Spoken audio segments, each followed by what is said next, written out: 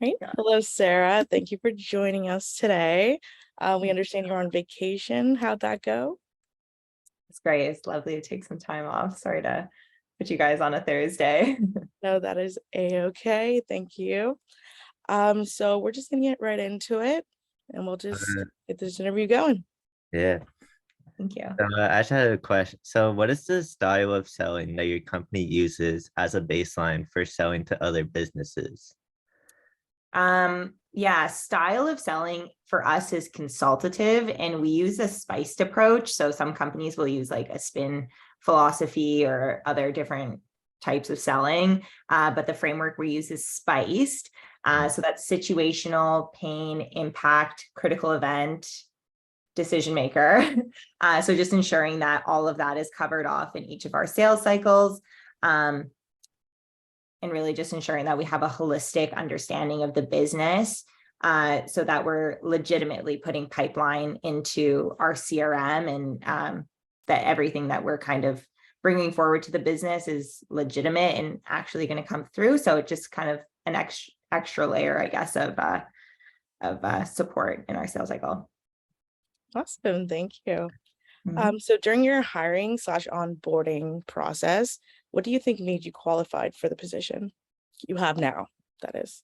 Yeah, so the position I have now is I'm managing a sales team. So I actually was in the role that I manage now. So probably that gave me the strongest foundation to understand like the products we sell, the environment we sell into. So for reference, for you guys, I manage the enterprise and majors install market development team. So I understood, the accounts that we worked with, our stakeholders in the business. So for DocuSign, that's your solutions engineers, your customer success teams, your renewal managers, and our leadership team. So I had really good connections there. So I think that gave me a foundation to be successful. But I was quite successful in the role. So I brought a lot of like the enablement and learnings that I had learned in the role and brought that forward to my team. And in preparation to manage the team, I led a number of enablement sessions across North America. So not just Canada. And that was mostly for how to leverage like the tools that we use internally. So like how to use LinkedIn Sales Navigator, how to use Salesforce, ZoomInfo, like these are all tools that we use on a daily basis. So kind of just proving to my current management team that at the time I already had the skills and the know-how to be successful in the management role. And then of course, like when I was in the role, I took a lot of training courses that were provided by DocuSign. So that helped definitely solidify everything for me. Mm. Perfect.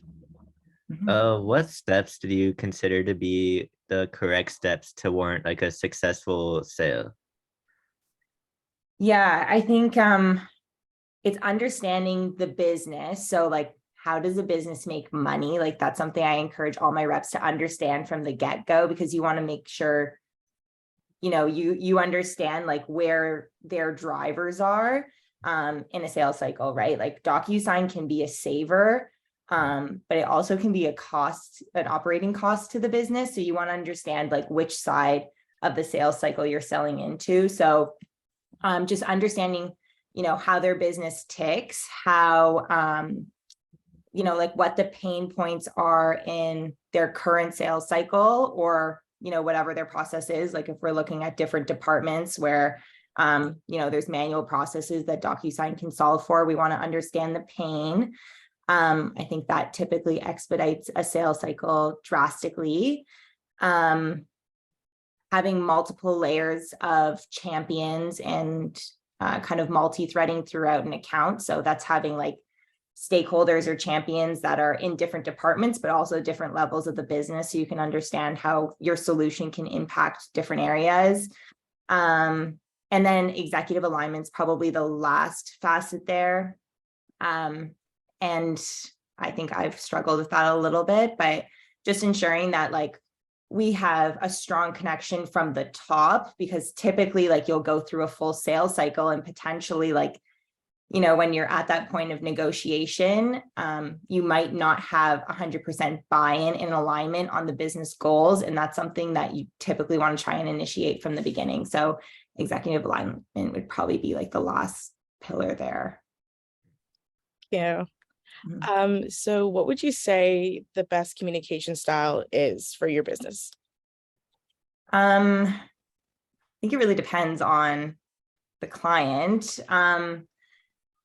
For DocuSign as a whole, like we always try to be consultative and kind of be that resource to the organization. So especially on the enterprise side, where these companies are spending potentially millions of dollars to implement our solution, we want to make sure that we bring insight into what's working in the industry, ideas that maybe don't necessarily benefit us directly from our sale, but will make us a little bit stickier in that organization. And by that, I mean, like, if we're consulting on like how a company can use DocuSign, maybe we're also bringing in industry insight on other systems that they should look at introducing that play well with DocuSign so that they have a solution that overall is going to be successful. So I say like probably consultative.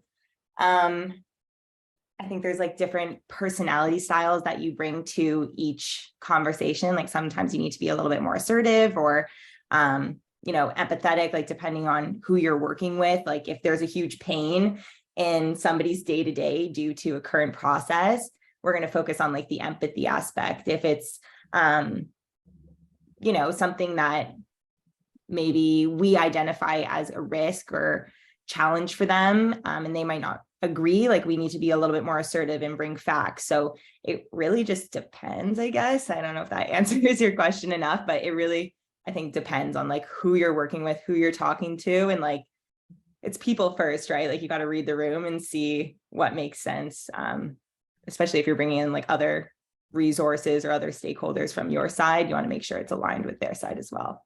So definitely like situational based. Yes, for sure. Just for a follow-up, which communication style do you use for like a day-to-day basis? I mean, day-to-day sales. Again, I think you pretty much answered that with like the last Oh, question. yeah. You kind of just answered it. it really depends. I think It does, who yeah, you're talking to, right? situation. Yeah. Mhm. So how important would you say it is to have these communication skills or just overall communicative skills? I think it's paramount. Like it's a relationship business, right? Like, yes, you're selling a product, but like people buy from people. So you want to make sure like you build that rapport. Like if you can't build rapport based on like commonalities, I think it's like leading with facts and insight so that you're at least a knowledgeable resource and then build that rapport after. So I think it's 100% paramount. Like very few companies I feel like can sell huge platforms or services through a website, right? It's usually a salesperson that's getting in there and showing the value. Have you ever been faced with an ethical dilemma which like regards to your field of work? And like, if so, how did you combat that? I don't know if I've dealt with like an ethical dilemma, but I think sometimes like sales reps get a bad rap. Sometimes, you always hear like that used car salesman kind of selling tactic. So I don't know if I've encountered it, but definitely like when I look at my book of business or like my reps book of business, and there's been like deals that have been done in the past that maybe weren't in favor of the customer, like maybe from a pricing standpoint, like it was way more advantageous for us than them. Like situations like that happen. And I would say the best way to avoid that is just to understand the business on multiple levels. Like to be a good business partner, I think you need to understand like where is a business looking to go in 5 years and how can we be a solution long term. Like, yes, you can get a quick sale and like make money quick, but like I think we're all in the business of creating long-lasting partnerships. And if we do good by our customer, like they're going to come back, they're going to share with their, industry partners or other people that like we are a good partner to do business with. And I think that's a lot more important than just like a quick sale or like, you know, pricing that's not as advantageous for the customer or whatever it may be. Mhm. So you may have mentioned it before, but what kind of tools do you use to warrant just an average successful day, just in general? Tools.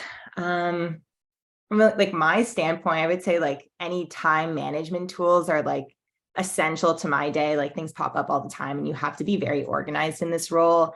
You know, there's things that are super urgent that have to take priority over other things. So like from a tool perspective, like I utilize like my calendar like a ton. We have like process automation tools internally. So for like outbound research, we use like ZoomInfo is a platform we use. For outbound prospecting, we use outreach.io. So there's like a couple tools like that that just help me keep organized and on top of everything. So those would probably be the major ones that I use. And then just to gain insight on like from a manager's lens, like what my reps are doing in their productivity, we have like reporting tools that tracks everything. So those are all quite important in my day-to-day. Have you ever had a difficult time with like a specific selling technique? Like for example, like cold calls or something like that? Yeah, I think everybody has days where like your cold calls aren't going well. And I think that's sales in general. Like you have periods that, you know, you're having a lot of success or like everybody you talk to is wanting to have a meeting. And then periods where, you know, you're getting hung up on or people are like, this is not relevant to me or not worth my time. And I think, yeah, it's just getting into that mindset where you expect that these things will happen and you just have to kind of persevere and think positively and think towards like your end goal, right? Like, why are you, you know, making 30 calls a day and potentially getting 30 no's or 30 voicemails? Like, why are you doing that? And I think understanding the why has helped me. That's good.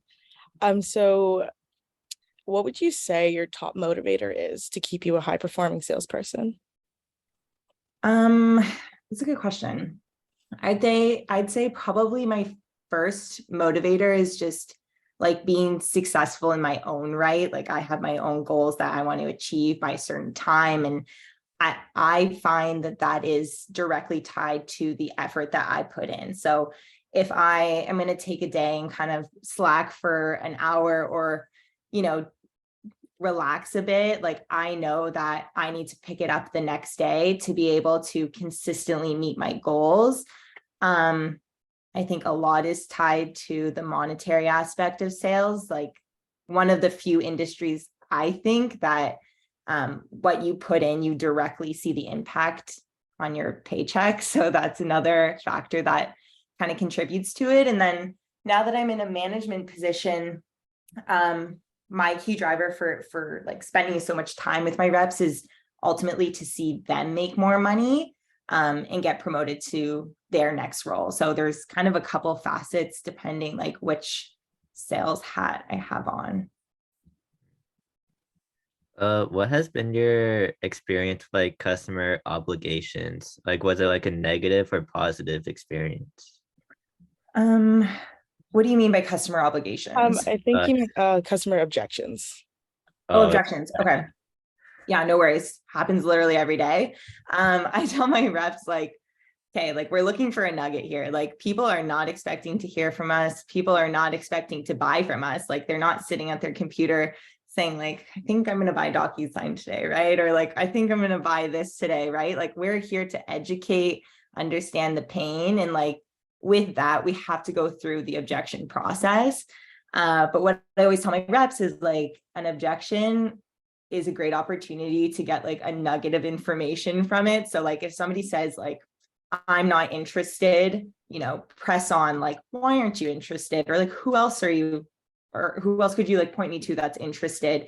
So I think like if you get a no, you should always try and find something that you can get from it. And I think that just is tied back to that perseverance and not giving up on the first objection. So objections are just part of the business. I think everybody gets to know like at least once or twice an hour every day. So yeah, something to get used to. It's part of the business.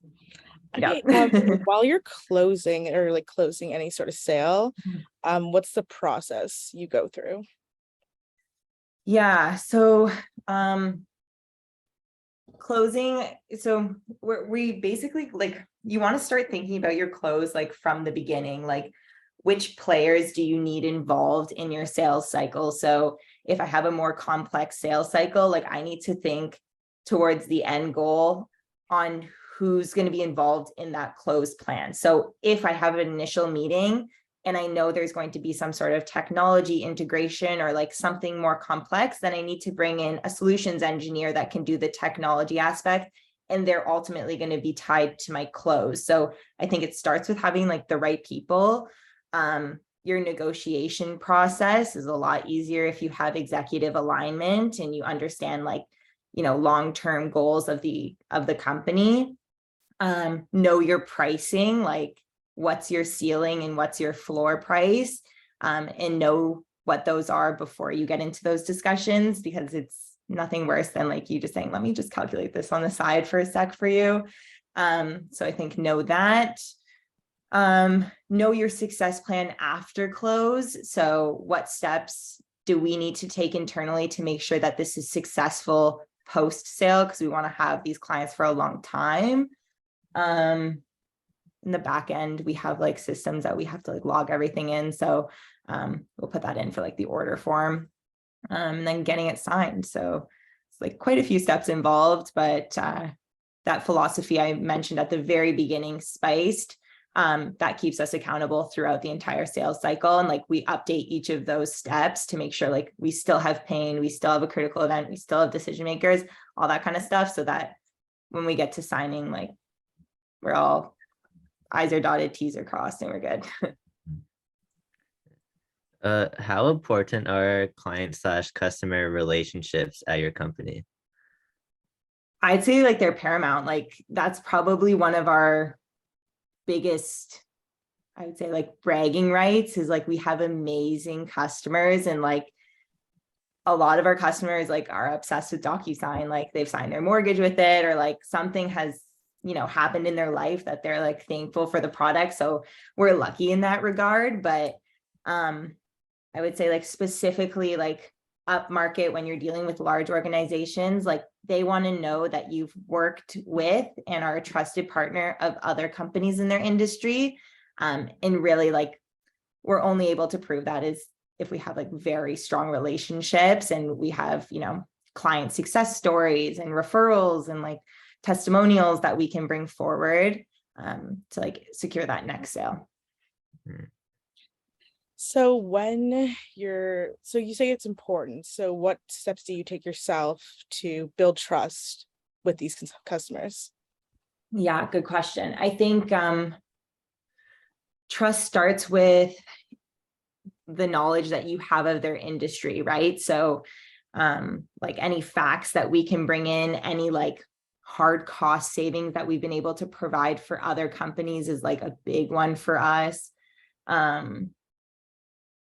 I would say I've used a lot of referrals, like in my position specifically. So, you know, like we've had success, for example, like with this pulp and fiber company, like love to put you in touch so you could hear about the things that we've implemented over there. So that's worked quite well for me. I do quite a bit of account research. So like even starting on LinkedIn Sales Nav, like you can get a lot of understanding of what's going on in their industry. And then more specifically, like to that company, like reading into their annual reports, listening in on any of their like public finance like sessions, anything like that is invaluable to show that like you actually know what you're talking about with them. Does your company ever adopt like FAB or spin methods to increase the probability of a sale? Yeah, so we used to use spin selling as a tactic, but we evolved from that to spiced. So very similar philosophy. It's just a couple more steps involved there, but yeah, we've kind of opted for spiced versus spin. So what would you say the most challenging thing is about in the industry that you work in? I would say sales is like a roller coaster. Like emotionally, it's a roller coaster. Like sometimes financially, it's a roller coaster. Like there's a lot that goes into it. And I think sometimes like one of the challenges is like you do have a lot of pressure on you and like expectations are high because you are the revenue generator for the company, right? So sometimes like that pressure can be a lot and you're measured basically on everything you do every day. So you're a little bit under a microscope, but yeah, I think it's just your personal mentality of why you're in this role that can help you get through that. But definitely like the pressure and the ups and downs is probably one of the hardest aspects. Mhm. It's understandable. What motivated you to want to work in the Mhm. what motivated you to want to work in the salesperson industry? Yeah, I think like I started in sales like right out of school and I was like motivated actually by a sales course that I took at Laurier. Mm. I love my prof, I love the like presentations, I love the research aspect. So that kind of got me into like my first role. And then from there, I think it was just like for me, sales is a little bit like a puzzle, right? Like you talk to a customer, like you understand what's going on in their business, like maybe like there's a little like issue over here and there's a little issue over here, and like you really have to like put the pieces together to identify like what is the business goal, like how can this fit into my solution, like how can I, you know, make this all work together. So I think like I don't know, like I guess like I'm a pretty like curious person. So I guess like identifying like how businesses work and how I can make them better is what like made me want to stay in sales. Plus it's like it's such a like social job. Like sometimes it's a little too social and is exhausting, but you're really like learning about new jobs, new companies, new industries every day. And like that's pretty unique. Like most roles, like you're kind of, you know, sticking in your department for years at a time, whereas this is like very dynamic. So yeah, I think those are my reasons. So when you're trying to source a prospect to sell to, what are the kind Mhm. of key things you look for? Like while Oh sourcing wait, them? Sequoia, you're I think it might be my internet. You just cut out for 1 second. Can you hear me? Yeah, okay, here you now. So when you're What was sourcing, the last question? Yeah. yeah, when you're trying to source potential prospects like to sell to, what is the criteria you kind of look for? Yeah, so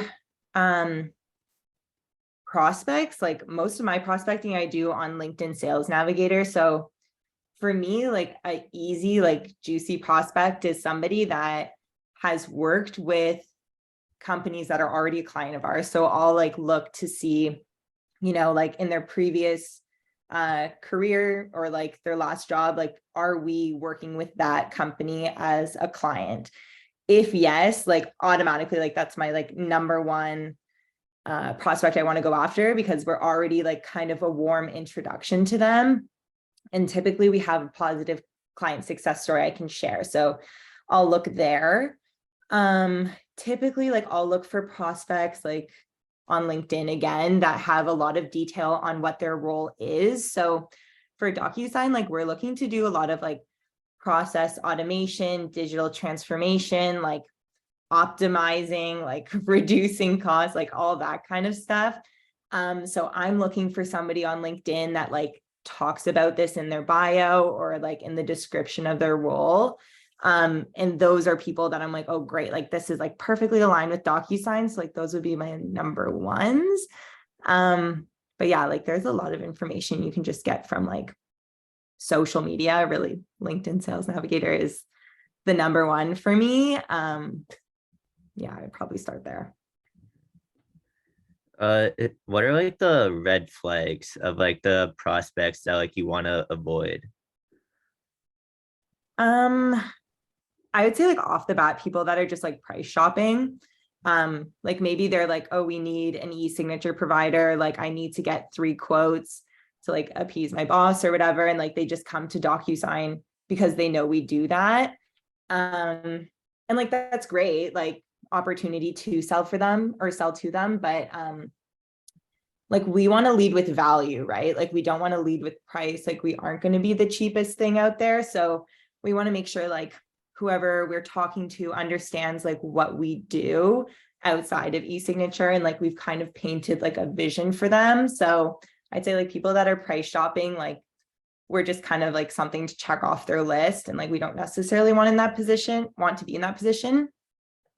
And then the other one I would say is like, I don't know, if it seems like quick and easy and people don't ask a lot of questions and like aren't interested in learning about like, you know, how this is going to play into like their day-to-day work or like their role, that's a bit of like a red flag as well, because we want to make sure like we're not just selling to sell. Like we want to make sure that like there's longevity in our partnership and like we can grow.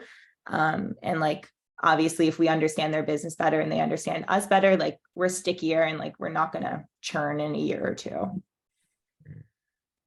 And to wrap everything up, what advice would you give to someone who was thinking of going into the sales world? Yeah, I love this question. I'd say like the first thing is just to be like open, like be open to learn, be open to like meeting with other people, be open to getting feedback, be open to, you know, people being critical of you. Like there's a lot that like you can learn from the sales industry and like it is very dynamic. So I think it offers a lot of flexibility. But I think it does sometimes take like a strong person to know that like, you know, you're probably going to fail 100 times before you nail it. So yeah, I think just like being open to like those experiences. And then one thing that I've actually like heard recently, which really resonated with me, was like try to master your role before you move on to the next. I think like in sales specifically, because it is so, I don't know, like I would say like people want to move into the next role like super quickly. Like they want to be promoted to an AE, then they want to be promoted to like the next market AE, then they want to be a VP. Like it is pretty like quick in your promotional cycle, I would say across most industries. But I think sometimes like where it can pose a risk is like you want to make sure you've mastered that role so you don't run the risk of like imposter syndrome or like being in a position where like you're not really prepared. Because I think what's interesting about sales is like you can like fall fast if you don't know what you're doing. So I would say like try to like master everything and then ease into the role. Like such a long career ahead, like we might as well you know, try and learn as much as we can while we can. Well, I think that's very good advice. We wanted to thank you for taking time out of your day to course. speak with us, and we hope course. you have a great day. We'll chat soon. Okay. Okay. Bye. Thanks, Sequoia. Thanks, Carson. Thank you.